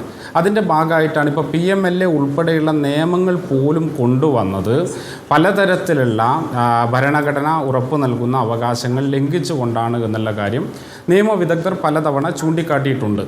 ഇപ്പോൾ ഇത് ആദ്യമായിട്ടല്ലല്ലോ ഈ അരവിന്ദ് കെജ്രിവാളിൻ്റെ വിഷയത്തിലുണ്ടായത്. ഈ തുടർച്ചയായിട്ടുള്ള ഇത്തരത്തിലുള്ള സംഭവങ്ങളുടെ ഭാഗമായിട്ടാണ്. അതിനു മുമ്പ് നേരത്തെ സൂചിപ്പിച്ച പോലെ ഹേമന്ത് സോറൻ്റെ വിഷയമുണ്ടായിട്ടുണ്ട്, പ്രബീർ പുർകായസ്തയുടെ വിഷയമുണ്ടായിട്ടുണ്ട്, ന്യൂസ് ക്ലിക്കിൻ്റെ വിഷയമുണ്ടായിട്ടുണ്ട്. അതിനു മുമ്പ് വ്യത്യസ്തമായിട്ടുള്ള പലതരത്തിലുള്ള കേസുകൾ, ആ കേസുകളൊന്നും കോടതിയിൽ നിൽക്കാത്ത അവസ്ഥ നമ്മൾ കണ്ടിട്ടുണ്ട്. ആളുകളെ തങ്ങൾ ശത്രു പട്ടികയിൽ ഉൾപ്പെടുത്തിയിട്ടുള്ള ആളുകളെ രാഷ്ട്രീയ കാരണം കൊണ്ട് വേട്ടയാടുന്നതിനപ്പുറത്ത് ഈ കേസുകളൊന്നും കോടതിയിൽ നിലനിൽക്കാത്ത കാഴ്ച നമ്മൾ കണ്ടിട്ടുണ്ട് എന്നുള്ളതും നമുക്കറിയാം. ഞാൻ തിരിച്ചു വരാം. അങ്ങയുടെ ഫ്രെയിം ഒന്ന് ഫ്രീസാണ്. ഞാൻ അങ്ങയിലേക്ക് തന്നെ തിരിച്ചു വരാം. അഡ്വക്കേറ്റ് MR അഭിലാഷ്, നേരത്തെ അന്വേഷണം പോകുന്നു. കൃഷ്ണപ്രസാദ് പറയുന്നത് ഈ തിരഞ്ഞെടുപ്പ് വിജയവും താഴ്ന്ന കോടതികളുടെ വിചാരണ കോടതികളുടെ വിധികളും തമ്മിലൊന്നും ബന്ധപ്പെടുത്തേണ്ടതില്ല. ജുഡീഷ്യറിക്ക് സ്വാഭാവികമായ ഒരു ഇൻഡിപെൻഡൻസ് ഉണ്ട് നമ്മുടെ രാജ്യത്ത്, ഭരണഘടനാ സംവിധാനം അനുസരിച്ച്, ഇൻ തിയറി ഓൺ പേപ്പർ. പക്ഷേ അടുത്ത കാലത്ത് കണ്ട ചില വിധി പ്രസ്താവങ്ങൾ പലതും താഴ്ന്ന കോടതികളുടേതടക്കം ചുരുക്കം ചില ഹൈക്കോടതികളുടേതടക്കമൊക്കെ നിഷ്പക്ഷമായി സ്വതന്ത്രമായി പ്രവർത്തിക്കാനുള്ള അധികാരത്തിനുമേൽ കരിനിഴൽ പരത്തുന്നതാണ് എന്ന തരത്തിൽ നേരത്തെ കപിൽ സിബൽ അടക്കം ചില പ്രസ്താവനകൾ നടത്തുകയും ചെയ്തിരുന്നു. ഇപ്പോൾ ഇ ഡിക്ക് അയേണ്ടി വരുന്നൊരു സാഹചര്യം ഉണ്ടാവുന്നത് സുപ്രീം കോടതി കൂടുതൽ അല്ലെങ്കിൽ മറ്റു കോടതികൾ കുറച്ചുകൂടി കർശന നിലപാടുകൾ എടുക്കുന്നതും ഈ തിരഞ്ഞെടുപ്പ് വിധിയും തമ്മിൽ ഏതെങ്കിലും തരത്തിലുള്ള കോറിലേഷൻ താങ്കൾ കാണുന്നുണ്ടോ? എനിക്കറിയാം, ഒരു ജുഡീഷ്യൽ ഓഫീസർ എന്ന നിലയിൽ, ഒരു അഭിഭാഷകൻ എന്ന നിലയിൽ അതിന് പരിമിതികളുണ്ട് താങ്കൾക്കെങ്കിൽ പോലും അങ്ങനെ ഒരു നിരീക്ഷണം രൂപപ്പെട്ട് വരുന്നുണ്ട്. അതാ നോക്കൂ, ഹേമന്ത് സോറൻ പുറത്താവുന്നു, അരവിന്ദ് കെജ്രിവാളിന് പുറത്തിറങ്ങാൻ പോകുന്നു, പ്രബീർ പുർകായസ്തയ്ക്ക് ജാമ്യം കൊടുക്കുന്നു. അപ്പോൾ തിരഞ്ഞെടുപ്പിൻ്റെ ഫലവും താഴ്ന്ന കോടതികളുടെ, ഞാൻ സുപ്രീം കോടതിയെക്കുറിച്ചല്ല ഈ പറയുന്നത്, താഴ്ന്ന വിചാരണ കോടതികളുടെ വിധികളും തമ്മിലൊരു കോറിലേഷൻ ഉണ്ടാവുന്നുണ്ട് എന്ന തരത്തിലുള്ള ചില നിരീക്ഷണങ്ങളുണ്ട്. അതും ഇ ഡിയുടെ അധികാര പ്രയോഗം കുറയ്ക്കാനുള്ള ഒരു രാഷ്ട്രീയ സാഹചര്യമാണെന്നാണ് വിലയിരുത്തൽ. താങ്കളുടെ പ്രതികരണം? ഞാനങ്ങനെ വിശ്വസിക്കുന്നില്ല ഡോക്ടർ അരുൺ. രാഷ്ട്രീയപരമായിട്ടുള്ള മാറ്റങ്ങൾ, രാഷ്ട്രീയപരമായിട്ട് ഇ ഡി എന്നല്ല ഏതൊരു അന്വേഷണ ഏജൻസിയും ദുർവിനിയോഗം ചെയ്യപ്പെട്ടു പോയേക്കാം. കോടതികളെ സംബന്ധിച്ചിടത്തോളം രാഷ്ട്രീയത്തിൽ ഉണ്ടാകുന്ന മാറ്റങ്ങൾ, അത് നിയമത്തിന്റെ പരിപ്രേക്ഷ്യത്തിൽ അങ്ങനെയുള്ള മാറ്റങ്ങളൊന്നും തന്നെ ഉത്തരവുകൾക്ക് മാനദണ്ഡമാകുന്നില്ല. ഇപ്പം ഹേമന്ത് സോറൻ കുറ്റം ചെയ്തോ ഇല്ലയോ, അദ്ദേഹത്തിനെ നിയമത്തിൽ ഏതു തരത്തിലുള്ള നടപടിക്രമങ്ങൾക്കാണ് വിധേയനാക്കേണ്ടത്, എങ്ങനെയാണ് പ്രൊസീഡിങ്സ് പോകേണ്ടത് എന്നൊക്കെ തന്നെ ഇലക്ഷന്റെ റിസൾട്ട് അതിനകത്തൊരു ഘടകമാകുന്നില്ല. പിന്നെ സുപ്രീം കോടതിയും ഹൈക്കോടതിയും അത് രണ്ടും ഭരണഘടനാ കോടതികളാണ്. ഈ സുപ്പീരിയർ കോടതികളാണ് നിയമപരമായിട്ടുള്ള വ്യാഖ്യാനം നൽകേണ്ടത്. പലപ്പോഴും കീഴ്ക്കോടതികളുടെ ഉത്തരവുകൾ തെറ്റാണ്, ഇനി ഹൈക്കോടതിയുടെ തന്നെയും നിരവധി തീരുമാനങ്ങൾ തെറ്റാണ് എന്ന് ഓരോ ആഴ്ചയും സുപ്രീം കോടതി വിളിച്ചു പറയുന്നുണ്ട്. എന്നാൽ രാഷ്ട്രീയപരമായിട്ടുള്ള വിഷയങ്ങളിലാണത് നാം ശ്രദ്ധിക്കുന്നത്. അപ്പൊ ഇവിടെ ഫെയർ ഇൻവെസ്റ്റിഗേഷൻ എന്ന് പറയുന്നത് ഒരു ഫണ്ടമെന്റൽ റൈറ്റ് ആണ്. സുപ്രീം കോടതിയുടെ തന്നെ വ്യാഖ്യാന പ്രകാരം 21ാം അനുച്ഛേദത്തിന്റെ ഭാഗം തന്നെയാണ്. ആ ഒരു കോണ്ടെക്സ്റ്റിലാണ് ഈ അന്വേഷണ ഏജൻസികൾ ഗവൺമെന്റിന്റെ നിയന്ത്രണത്തിൽ വഴിമാറി സഞ്ചരിച്ചു കഴിഞ്ഞാൽ അത് 21 പ്രകാരം മനുഷ്യനുള്ള ജീവിക്കുവാനുള്ള അവകാശത്തിനെ അത് അഫക്റ്റ് ചെയ്യുമെന്നുള്ളതാണ് ഇവിടെ പരിഗണിക്കേണ്ടതായിട്ടുള്ള വിഷയം. ഇന്നത്തെ സുപ്രീം കോടതിയുടെ വിധിയിലും വ്യക്തമായിട്ട് പറയുന്നുണ്ട്, ഇപ്പൊ അരവിന്ദ് കെജ്രിവാളിനെ അറസ്റ്റ് ചെയ്യാൻ ഉതകുന്ന കാരണങ്ങളുണ്ട് എങ്കിൽ ഏതൊക്കെ മെറ്റീരിയൽസ് ആണ് അദ്ദേഹം കുറ്റക്കാരനല്ല എന്ന് തെളിയിക്കുന്നത്, ആ മെറ്റീരിയൽസും കൂടെ അന്വേഷണ ഏജൻസി പരിശോധിക്കേണ്ടതായിട്ടുണ്ട് എന്ന് സുപ്രീം കോടതിയുടെ വിധിയിൽ നിഷ്കർഷിച്ചിട്ടുണ്ട്. അപ്പോൾ ഒരു ഏകപക്ഷീയമായിട്ട് അറസ്റ്റ് ചെയ്യാൻ ഉതകുന്ന കാരണങ്ങൾ കണ്ടെത്തിയായിരിക്കരുത് അറസ്റ്റ് നടത്തേണ്ടത്. ഒരു ഫെയർ ഇൻവെസ്റ്റിഗേഷന്റെ ഭാഗമായിട്ട് അവൈലബിൾ ആയിട്ടുള്ള മെറ്റീരിയൽ എല്ലാം പരിശോധിച്ച ശേഷം ധർമ്മനിഷ്ഠമായിട്ട് അറസ്റ്റ് വേണമോ വേണ്ടയോ എന്നൊരു തീരുമാനമാണ്, അങ്ങനെ റീസൺസ് ടു ബിലീവ് ഉണ്ടോ ഇല്ലയോ എന്നൊരു തീരുമാനത്തിലേക്കാണ് എത്തിച്ചേരേണ്ടതായിട്ടുള്ളത്. അവിടെയാണ് ഇതുപോലെ നീഡ് ആൻഡ് നെസസിറ്റിയും കൂടെ പരിഗണിക്കപ്പെടേണ്ടതായിട്ടുണ്ടോ എന്ന് വിശാല ബെഞ്ചിന് ചോദിച്ചതിന്റെ കാരണം ഈ 121 കേസുകൾ, ഇത് നേരത്തെ തന്നെ സുപ്രീം കോടതി തന്നെ നിരീക്ഷിച്ചൊരു കാര്യമാണ്. 121 കേസുകൾ പ്രതിപക്ഷത്തെ MLA-മാരോ MP-മാരോ ആയിട്ടുള്ളവർക്കെതിരെ ഈ ED എടുത്തിട്ടുണ്ട്. അതിൽ മൊത്തം 121-ൽ 115 പേരും പ്രതിപക്ഷത്തുള്ളവരാണ്. 95% പ്രതിപക്ഷത്തുള്ള MP-മാരോ MLA-മാരോ ടാർഗറ്റ് ചെയ്യപ്പെടുമ്പോൾ അത്തരമൊരു ഏജൻസിയുടെ നിഷ്പക്ഷത നമുക്ക് സംശയിക്കേണ്ടി വരില്ലേ? ആണ്. താങ്കൾ ചോദിച്ചത് ഇലക്ഷൻ റിസൾട്ടിന്റെ കോണ്ടെക്സ്റ്റിലുള്ള. തീർച്ചയായിട്ടും അത് രണ്ടാമത്തെ ചോദ്യമാണ്, എനിക്കറിയാം. ഞാൻ ED-യെ കുറിച്ചാണ് ഇപ്പോൾ ചോദിച്ചത്. അല്ല, ഞാൻ അതിനെക്കുറിച്ച് മാത്രമാണ് ഞാൻ പറഞ്ഞത്. ED ദുർവിനിയോഗം ചെയ്യപ്പെടുന്നു എന്നുള്ളത് ഒരു പരസ്യമായിട്ടുള്ള രഹസ്യം തന്നെയാണ്. കോടതി മുറികളിൽ അതൊരു പക്ഷേ ഉത്തരവുകൾ വഴി അംഗീകരിക്കപ്പെടുന്നുണ്ടാവില്ല, പക്ഷെ അതൊരു വസ്തുതയാണ്. മറ്റേതിനെ സംബന്ധിച്ചിട്ടാണ് ഞാൻ ആദ്യം മറുപടി പറയുകയുണ്ടായത്. ഇങ്ങനെ ദുരുപയോഗം ചെയ്യപ്പെടുവാനുള്ള സാധ്യത എന്തുകൊണ്ടെന്ന് ചോദിച്ചു കഴിഞ്ഞാൽ ED ഒരു സ്റ്റാറ്റ്യൂട്ടറിലി റെക്കഗ്നൈസ്ഡ് ആയിട്ടുള്ള ഒരു ബോഡിയല്ല. PMLA നിയമത്തിനകത്ത് അത് പറയുന്നുണ്ട് എന്നുള്ളതല്ലാതെ, അതായത് ED കോൺസ്റ്റിറ്റ്യൂട്ട് ചെയ്യപ്പെട്ടിരിക്കുന്ന ഒരു ആക്ടിന്റെ കീഴിലല്ല. സ്റ്റാറ്റ്യൂട്ടറി റെക്കഗ്നിഷൻ ഉണ്ട്. ഇപ്പൊ PMLA ആക്ടിനകത്ത് വ്യക്തമായിട്ട് ED-യെ കുറിച്ച് പറയുന്നുണ്ട്, പല നിയമങ്ങളിലും പരാമർശമുണ്ട്. പക്ഷേ അതിന്റെ സ്വാതന്ത്ര്യം ഉറപ്പുവരുത്തുന്ന തരത്തിൽ ഇപ്പൊ CBI-യുടേതെന്ന് പറയുന്നത് പോലെയുള്ള ഒരു നിയമനിർമ്മാണം ഇല്ല. സ്വാഭാവികമായിട്ടും ED കേന്ദ്ര സർക്കാരിന്റെ നിയന്ത്രണത്തിൽ തന്നെ ആകുന്നതിന്റെ ഒരു കാരണം ഇതാണ്. CBI ഡയറക്ടറെ നിയമിക്കുന്നത് ഒരു ഉന്നതതല ബോഡിയാണ്. ഇപ്പൊ ചീഫ് ജസ്റ്റിസോ അദ്ദേഹത്തിന്റെ പ്രതിനിധിയായിട്ടുള്ള ഒരു സുപ്രീം കോടതി ജഡ്ജിയോ അതിനകത്ത് ഉണ്ടാകേണ്ടതായിട്ടുണ്ട്. അപ്പൊ അങ്ങനെയുള്ള പരിമിതികൾ, ED എന്ന് പറയുന്നത് ഒരു പുതിയ കാല CBI ആണ്, ഏറ്റവും ശക്തമായിട്ടുള്ള ഒരു ഏജൻസി ആണ് എന്ന് നാം പറയുമ്പോൾ തന്നെയും മണി ലോണ്ടറിങ് എന്ന് പറയുന്നത് വളരെ ശക്തമായിട്ട് നേരിടേണ്ടതായിട്ടുള്ള ഒരു ക്രൈമാണ് എന്ന് പറയുമ്പോൾ തന്നെയും അതിനകത്ത് നീതിയും നിഷ്പക്ഷതയും ഉറപ്പുവരുത്തേണ്ടതായിട്ടുണ്ട്. പൊളിറ്റിക്കലായിട്ടുള്ള രാഷ്ട്രീയപരമായിട്ടുള്ള വേട്ടയാടലുകൾ, മക്കാർത്തീസം ഇവിടെ ഉണ്ടാകുന്നുണ്ടോ എന്ന് ചോദിച്ചു കഴിഞ്ഞാൽ അതുണ്ട് എന്നുള്ളത് പരസ്യമായ രഹസ്യം തന്നെയാണ്. അതിനോട് എനിക്ക് വിയോജിപ്പൊന്നുമില്ല. ഞാൻ തിരിച്ചു വരാം. ഒരു നിമിഷം. Advocate Vinod Mathew Wilson, Aam Aadmi party സംസ്ഥാന പ്രസിഡന്റ് കൂടി നമുക്കൊപ്പം ചേരുന്നു. നോക്കൂ, അരവിന്ദ് കെജ്രിവാളിന് ജാമ്യം കിട്ടിയെങ്കിലും പുറത്തിറങ്ങാൻ സാധിച്ചിട്ടില്ല. CBI കേസിൽ കൂടി ജാമ്യം കിട്ടണം, അത് എളുപ്പം കിട്ടാനാണ് സാധ്യത. ED കേസിലാണ് ജാമ്യം കിട്ടുക ബുദ്ധിമുട്ടെന്ന് നമുക്കറിയാം. പക്ഷേ അതുകൊണ്ട് അരവിന്ദ് കെജ്രിവാളിനെ കുറ്റവിമുക്തനാക്കുന്നില്ല. BJP-യുടെ പ്രതിനിധി പറയുന്നത് പോലെ ഡൽഹി മദ്യനയ അഴിമതി കേസുമായി ബന്ധപ്പെട്ട അദ്ദേഹത്തിൻ്റെ ക്യാബിനറ്റിലുണ്ടായിരുന്നവർ 100 കോടി രൂപയുടെ കള്ളപ്പണം വെളുപ്പിക്കലടക്കം ചെയ്തിട്ടുള്ളത്, ഇതിൽ അഴിമതിയുമായി ബന്ധപ്പെട്ട വിഭാഗം, ഇതൊന്നും മെറ്റീരിയലുകളെല്ലാം കൈവശം ഇരിക്കുന്നുണ്ട്. കോടതി ഇന്ന് പരിശോധിച്ചത് ഈ നീഡ് ആൻഡ് നെസസിറ്റി ക്ലോസിൻ്റെ അടിസ്ഥാനത്തിൽ, റീസൺ ടു ബിലീവിൻ്റെ അടിസ്ഥാനത്തിൽ നിലവിൽ അദ്ദേഹത്തിന് മറ്റെല്ലാ കേസുകളിലും എന്നതുപോലെ തുല്യത ലഭിക്കേണ്ടതുണ്ട് എന്നതുകൊണ്ടാണ് ഇന്ന് ജാമ്യം കിട്ടിയിരിക്കുന്നത്. ആ ജാമ്യം കിട്ടിയിരിക്കുന്നത് കൊണ്ട് അദ്ദേഹം കുറ്റവിമുക്തനായി എന്ന് നമുക്ക് കരുതുക സാധ്യമല്ല. അപ്പോൾ ED ഏതെങ്കിലും തരത്തിൽ മൂക്ക് കയറിടാൻ ശ്രമിക്കുന്നു എന്ന് നമ്മൾ പറയുന്ന ഘട്ടത്തിലും മണി ലോണ്ടറിംഗ് പോലെ വളരെ പ്രധാനപ്പെട്ട ഒരു രാജ്യദ്രോഹ കുറ്റത്തിൽ ഒരു മുഖ്യമന്ത്രി കുറ്റാരോപിതനായി നിൽക്കുന്നു. അതുകൊണ്ടാണ് സുപ്രീം കോടതി പറയുന്നത് അദ്ദേഹം ആ സ്ഥാനത്ത് നിന്ന് ഇറങ്ങണോ വേണ്ടോ എന്ന് പറയാൻ ഞങ്ങൾ അശക്തരാണ്, അദ്ദേഹമാണത് തീരുമാനിക്കേണ്ടത്. യഥാർത്ഥത്തിൽ അരവിന്ദ് കെജ്രിവാൾ ജയിലിൽ കിടന്നു ഭരിക്കുന്നതിനു പകരം ആ മുഖ്യമന്ത്രി സ്ഥാനം രാജിവെച്ച് നിയമപോരാട്ടം നടത്തേണ്ടതായിരുന്നില്ലേ? ഇപ്പോഴും അദ്ദേഹം ജയിലിലാണ്. അഡ്വക്കേറ്റ് വിനോദ് മാത്യു. അരുൺ, യെസ് അരുൺ, ഞാൻ ആദ്യമേ തന്നെ അരമണിക്കൂർ ലേറ്റായി. ഞാൻ ഈ ടൈമിൻ്റെ കേട്ടതിൻ്റെ ബുദ്ധിമുട്ടുകൊണ്ടാണ് ആദ്യമേ തന്നെ ചർച്ചയിൽ അരമണിക്കൂർ ലേറ്റായതിൻ്റെ ക്ഷമാപണം ഞാൻ നടത്തുകയാണ്. മറ്റൊന്നെന്ന് പറയുന്നത്, ഈ ചർച്ച ഞാൻ മനസ്സിലാക്കുന്നത്, ഞാൻ ഈ ചർച്ചയെ തികച്ചും രാഷ്ട്രീയത്തിലുപരിയായി ഒരു ലീഗൽ വിഷയമായിട്ടാണ് ഇന്ന് ഈ ചർച്ചയെ ഞാൻ സമീപിക്കാൻ ആഗ്രഹിക്കുന്നത്. അതുകൊണ്ട് BJP പ്രതി എന്ത് രാഷ്ട്രീയം പറഞ്ഞാലും അതിന് മറുപടി പറയാൻ തൽക്കാലം ഞാൻ ആഗ്രഹിക്കുന്നില്ല എന്ന് ആദ്യമേ വ്യക്തമാകട്ടെ. പിന്നെ അങ്ങ് ചോദിച്ചൊരു ചോദ്യം വളരെ പ്രസക്തമാണ്. ആ ചോദ്യത്തിൻ്റെ ഉത്തരം മറ്റൊരു ഡയമെൻഷനിൽ പറയാനാണ് ഞാൻ ആഗ്രഹിക്കുന്നത്. കാരണം ഇന്നത്തെ വിധിയിൽ കാര്യപ്രസക്തമായ മറ്റു ചില പരിഗണനകളും മറ്റു ചില നിർദ്ദേശങ്ങളും ഒരുപക്ഷെ നീതിന്യായ വ്യവസ്ഥയിൽ അരവിന്ദ് കെജ്രിവാളിൻ്റെ കേസ് എവിടെ മാർക്ക് ചെയ്യപ്പെടുന്നു എന്നുള്ളത് കൂടി ചർച്ച ചെയ്യേണ്ടതായിട്ടുണ്ട്. ഇന്ന് നോക്കൂ, അതിൽ ഏറ്റവും പ്രധാനപ്പെട്ട വിഷയം ഒന്നാമത്തത് ഈ കേസ്, അതായത് അദ്ദേഹത്തിന്റെ അറസ്റ്റിനെ ചലഞ്ച് ചെയ്തുകൊണ്ടുള്ള പെറ്റീഷനും അതിന്റെ കേസും honourable chief justice of India Chandrachud constitutional ബെഞ്ചിലേക്ക് മാറ്റുകയാണ്. എന്താണ് ഈ കോൺസ്റ്റിറ്റ്യൂഷണൽ ബെഞ്ച്? ഞാൻ അതുകൊണ്ടാണ് തുടക്കത്തിൽ പറഞ്ഞത്, ഒരുപക്ഷെ ഈ ചർച്ച കേൾക്കുന്ന ഒരു നിഷ്പക്ഷനായിട്ടുള്ള കാര്യങ്ങൾ പഠിക്കാൻ ആഗ്രഹിക്കുന്ന വ്യക്തി അല്പം കൂടെ നിയമപരമായ കാര്യങ്ങൾ പഠിച്ചിരിക്കണം ഈ ചർച്ച കൊണ്ട് ആഗ്രഹിക്കുന്നതുകൊണ്ടാണ് ഞാൻ ഈ വിഷയം പറയാൻ ആഗ്രഹിക്കുന്നത്. അരുൺ അറിയാമല്ലോ, എനിക്ക് തോന്നുന്നു ശ്രീ എം ആർ അഭിലാഷ് അടക്കമുള്ള സുപ്രീം കോടതിയിൽ പ്രാക്ടീസ് ചെയ്യുന്ന ലോയേഴ്സ് അടക്കം ഈ പാനൽ ഡിസ്കഷനിലുണ്ട്. എങ്ങനെയാണ് കോൺസ്റ്റിറ്റ്യൂഷണൽ ഒരു സുപ്രീം കോടതിയിൽ ഹൈക്കോടതിയിൽ എത്ര ബെഞ്ചുകളുണ്ട് നമുക്കറിയാം. കോൺസ്റ്റിറ്റ്യൂഷണൽ ബെഞ്ചുണ്ട്, ഡിവിഷൻ ബെഞ്ചുണ്ട്, ഇപ്പോൾ സുപ്രീം കോടതിയിൽ അഡ്വൈസറി ബെഞ്ചുണ്ട്, ഒറിജിനൽ ബെഞ്ചുണ്ട്. എന്താണ് ഈ advisory bench? Indian president refer ചെയ്യുന്ന ചില മാറ്ററുകൾ, അദ്ദേഹത്തിന് അഡ്വൈസ് വേണ്ട ചില മാറ്ററുകൾക്ക് വേണ്ടി സ്പെഷ്യലായി ഫോം ചെയ്ത അഡ്വൈസറി ബെഞ്ച്. ഈ കോൺസ്റ്റിറ്റ്യൂഷണൽ ബെഞ്ച് എന്തിനാണ് ഫോം ചെയ്യുന്നത്? എന്താണ് ഡിവിഷൻ ബെഞ്ച്? ഒരു 3-ലധികം ജഡ്ജസ് കൂടിയിരുന്ന് ചർച്ച ചെയ്യുന്ന വിഷയങ്ങളാണ് ഡിവിഷൻ ബെഞ്ച് പരിഗണിക്കുക. കോൺസ്റ്റിറ്റ്യൂഷണൽ ബെഞ്ച് എങ്ങനെയാണ് ഫോം ചെയ്യുക? അത് ഫോം ചെയ്യുന്നത് 5 അതിലധികമോ ജഡ്ജസ് ഫോം ചെയ്തിട്ടാണ് കോൺസ്റ്റിറ്റ്യൂഷണൽ ബെഞ്ച് ഫോം ചെയ്യുക. ഇനി എന്തിനാണ് കോൺസ്റ്റിറ്റ്യൂഷണൽ ബെഞ്ച് ഫോം ചെയ്യുന്നതെന്ന് അങ്ങേക്ക് അറിയാം. ഞാൻ വ്യക്തമാക്കാൻ ആഗ്രഹിക്കുന്നത്, പ്രധാനപ്പെട്ട 7ഓളം കാര്യങ്ങൾ പ്രശ്നങ്ങളായി വരുമ്പോൾ, 7ഓളം പ്രധാനപ്പെട്ട കാര്യങ്ങൾ പ്രശ്നങ്ങളായി വരുമ്പോഴാണ് ഒരു വിഷയത്തിൽ, ഒരു കേസിൽ കോൺസ്റ്റിറ്റ്യൂഷണൽ ബെഞ്ച് ഫോം ചെയ്യുക.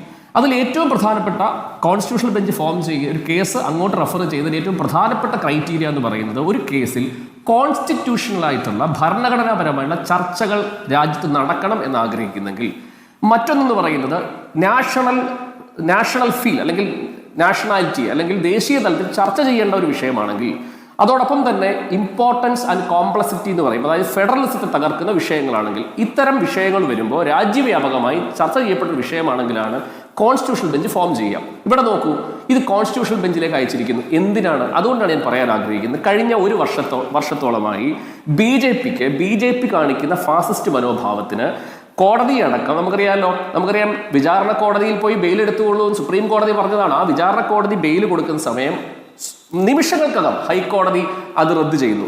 ഇന്ന് ഈ കേസിനൊപ്പം മറ്റൊരു പ്രധാനപ്പെട്ട കേസിൽ സുപ്രീം കോടതി ന്യായാധിപർ മറ്റൊരു കേസിൽ സൈറ്റ് ചെയ്തൊരു വിഷയമാണ്. ഞാൻ പേര് ഞാൻ ഓർക്കുന്നില്ല, ഒരുപക്ഷെ ഈ ചർച്ച കഴിഞ്ഞിട്ട് ഞാൻ പരിശോധിച്ചു അങ്ങേക്ക് അയച്ചു തരാം. അതായത് 2017 മണി ലോണ്ടറിംഗ് ആക്ടുമായി ബന്ധപ്പെട്ട് ഇന്ന് സുഖദേവർ സിംഗ് എന്ന് പറയുന്ന ഒരു വ്യക്തിയുടെ ബെയിൽ ആപ്ലിക്കേഷനും സുപ്രീം കോടതി പരിഗണിച്ചു. അതിൽ വളരെ ഞെട്ടിക്കുന്ന നിരീക്ഷണമാണ് സുപ്രീം കോടതി നടത്തിയത്. അതിൽ പറഞ്ഞത്, അതായത് ഇടക്കാല ജാമ്യം കൊടുത്ത ഒരു കേസിൽ ഹൈക്കോടതി വളരെ പെട്ടെന്ന്, നമുക്കറിയാലോ ഡിസ്കസ് ചെയ്തു, പർവീന്ദർ സിംഗ് കേസാണ്, പർവീന്ദർ സിംഗ് ഖുറാന കേസിലാണ്. ആ കേസ് ഞങ്ങൾ ഡിസ്കസ് ചെയ്ത വിഷയമാണ്.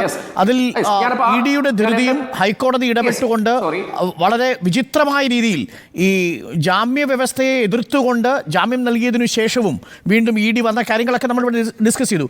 നമ്മൾ ആ രാഷ്ട്രീയ ചോദ്യത്തിലേക്ക് കൂടി വന്നാൽ തീർച്ചയായിട്ടും വിനോദ് താങ്കൾ വിശദീകരിച്ചത് ഞാൻ കേട്ടു. കംപ്ലീറ്റ് ചെയ്തോട്ടെ.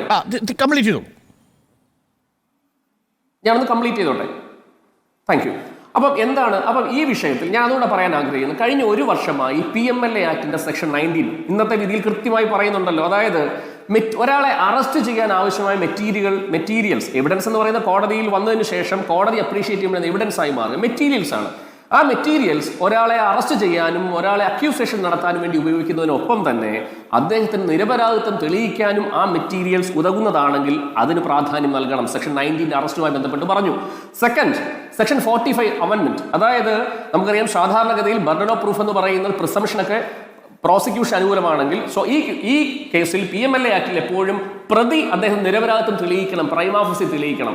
ഈ അമെൻമെന്റുമായി ബന്ധപ്പെട്ട് ഏതൊരു രാഷ്ട്രീയ പ്രതിയോഗിയെയും ഈ PMLA ആക്ടിന്റെ പരിധിയിൽ ഉൾപ്പെടുത്തി അറസ്റ്റ് ചെയ്യാൻ കഴിയുന്ന ഒരു നിയമം, ഡ്രക്കോണിയൻ ലോ ആണ് ഈ PMLA ആക്ട് എന്ന് പറയുന്നത്.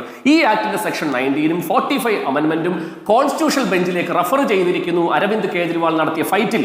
അതാണ് ഞാൻ പറയുന്നത്, അദ്ദേഹത്തിന്റെ ഈ ഫൈറ്റ് തികച്ചും അരവിന്ദ് കേജ്രിവാളിന് വേണ്ടി മാത്രമുള്ളതല്ല, ആം ആദ്മി പാർട്ടിക്ക് വേണ്ടി മാത്രമുള്ളതല്ല, ഇന്ത്യയിൽ ജനാധിപത്യ പ്രക്രിയയിൽ പ്രവർത്തിക്കുന്ന എല്ലാ രാഷ്ട്രീയക്കാർക്കും രാഷ്ട്രീയ നേതൃത്വത്തിനും വേണ്ടിയുള്ള ഒരു ഫൈറ്റ് ആണ്. അതുകൊണ്ടാണ് ഇത് കോൺസ്റ്റിറ്റ്യൂഷണൽ ബെഞ്ചിലേക്ക് പോയത്. അതുകൊണ്ട് ഞങ്ങൾ അരവിന്ദ് കേജ്രിവാളിനെ കാണാൻ ആഗ്രഹിക്കുന്നത് ഇന്ത്യയുടെ ജുഡീഷ്യറിയിൽ, നീതിന്യായ വ്യവസ്ഥയിൽ തിളങ്ങുന്ന ഒരു പ്രതീകമായിട്ടാണ്. ഈ കിരാത നിയമത്തിന്റെ ഈ സെക്ഷൻ അമെൻഡ് ചെയ്ത് കളയുന്നതിന്, കോൺസ്റ്റിറ്റ്യൂഷണലായി ഡിസ്കഷൻ നടക്കുന്നതിന്, ഭരണഘടനാപരമല്ല ഈ നിയമം എന്ന് കോൺസ്റ്റിറ്റ്യൂഷണൽ ബെഞ്ച് വിധി പ്രസ്താവിക്കുന്നതിന് നടത്തിയ ഫൈറ്റ്, അത് ജയിലിനകത്ത് കിടന്ന് BJPക്ക് കൊടുത്ത ഫൈറ്റാണ്. അതുകൊണ്ടാണ് പറയാൻ ആഗ്രഹിക്കുന്നത്, ഇത്ര മനോഹരമായ ഒരു ഫൈറ്റ് കഴിഞ്ഞ ഒരു വർഷം BJP എന്ന് പറയുന്ന പാർട്ടിക്ക് ഈ വ്യക്തിയിൽ നിന്ന് ഈ പാർട്ടിയിൽ നേരിടേണ്ടി വന്നിട്ടുണ്ട്.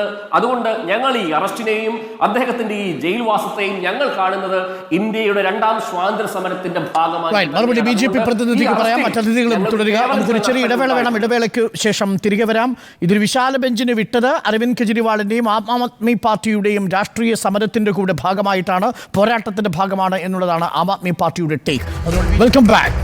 ഇന്ന് സുപ്രീം കോടതി അരവിന്ദ് കെജ്രിവാളിന് ജാമ്യം അനുവദിച്ചുകൊണ്ട് നടത്തിയ വിധിയിൽ പറഞ്ഞിരിക്കുന്ന നിരീക്ഷണങ്ങളും വിശാല ബെഞ്ചിന് വിട്ട വിഷയങ്ങളും EDയുടെ അധികാരത്തിന് മൂക്കുകയറിടാനോ എന്നാണ് ചോദ്യം. Advocate Vinod Mathew Wilson, Aam Aadmi party സംസ്ഥാന president, advocate MR Abhilash, supreme കോടതി അഭിഭാഷകൻ, അഡ്വക്കേറ്റ് P കൃഷ്ണദാസ് BJP പ്രതിനിധി, ഡോക്ടർ നിതീഷ് നാരായണൻ SFI അഖിലേന്ത്യാ വൈസ് പ്രസിഡന്റ് എന്നിവരാണ് നമുക്കൊപ്പം. അഡ്വക്കേറ്റ് P കൃഷ്ണപ്രസാദ്, നേരത്തെ വിനോദ് വിൽസൺ പറഞ്ഞൊരു വളരെ പ്രധാനപ്പെട്ട കാര്യം, ഇത് ഇന്ത്യയുടെ നീതിന്യായ വ്യവസ്ഥയിലും ഒരുപക്ഷെ അന്വേഷണ ഏജൻസികളുടെ ചരിത്രത്തിലും ഒരു സുപ്രധാനമായ കേസായി അരവിന്ദ് കെജ്രിവാളിൻ്റെ കേസ് മാറ്റപ്പെടാൻ പോകുന്നു. ഒരു വിശാല ബെഞ്ചിന് ഈ PMLA ആക്ടിലെ വളരെ പ്രധാനപ്പെട്ട ഒരു വകുപ്പ് വിടുന്നത് വഴി ആം ആദ്മി പാർട്ടി തങ്ങളുടെ പോരാട്ടം ശരിയാണെന്ന് തെളിയിച്ചിരിക്കുകയാണ്. അതൊരു ധാർമ്മിക പോരാട്ടമാണെന്ന് തെളിയിച്ചിരിക്കുകയാണ്. അതിനുള്ള മറുപടി വേണം. ഒപ്പം ഒരു ചോദ്യം കൂടി. ഇന്ന് സുപ്രീം കോടതിയുടെ നിരീക്ഷണങ്ങളിൽ ഒന്ന്, ഈ അന്വേഷണ ഉദ്യോഗസ്ഥൻ്റെ റീസൺ ടു ബിലീവ് എന്ന് പറഞ്ഞാൽ അത് ഗ്രേവ് സസ്പീഷൻ എന്നതാകാൻ പാടില്ല. സംശയമുണ്ട് എന്നത് ഒരു reason to believe it to arrest ആവാൻ പാടില്ല എന്ന് സുപ്രീം കോടതി നിരീക്ഷിക്കുമ്പോൾ അരവിന്ദ് കെജ്രിവാളിൻ്റെ കേസിൽ ചില സൂചനകൾ കൂടിയാണ്. കാരണം അരവിന്ദ് കെജ്രിവാളുമായി ബന്ധപ്പെട്ട ഒരു മെറ്റീരിയലും നമ്മൾ മനസ്സിലാക്കിയിടത്തോളം EDയുടെ പക്കലില്ല. P കൃഷ്ണദാസ്.